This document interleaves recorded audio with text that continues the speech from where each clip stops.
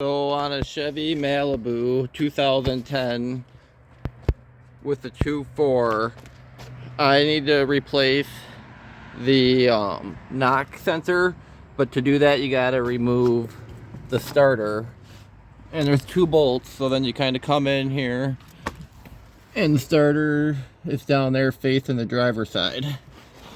So there's 2 15 millimeters.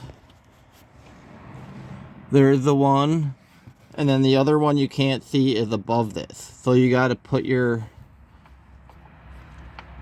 your extension on there, and then twist this top one out.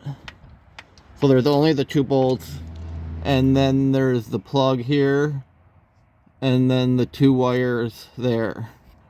But get this top one out first, and then take out the bottom one, and then you can get to the knock sensor behind there.